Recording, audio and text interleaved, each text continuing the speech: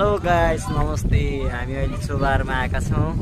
चङ्गा competition भइरहेको छ यहाँ चोबारमै। कटिसक्यो, एउटा चङ्गा खसिसक्यो।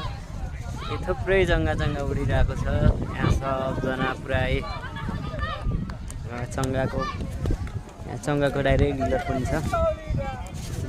थुप्रै मान्छेहरू आउनु भएको छ यहाँ चङ्गा उडाउनको लागि। उहाँहरू दाइ पनि आउनु भएको छ। मजासँग माथि आकाशमा चङ्गा उडिरहेको छ।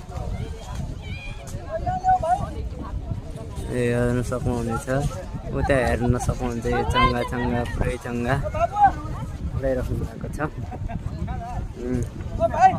कोही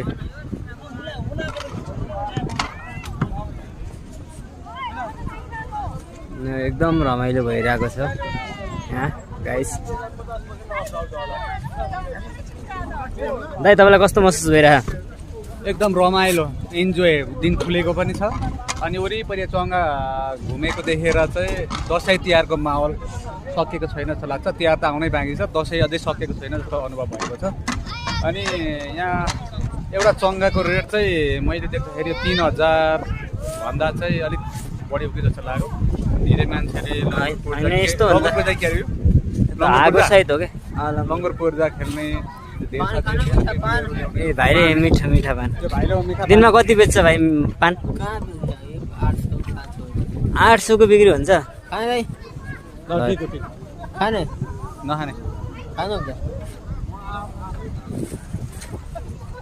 यस्तो छ, मजासँग कम्पिटिसन भइरहेको छ चङ्गाको।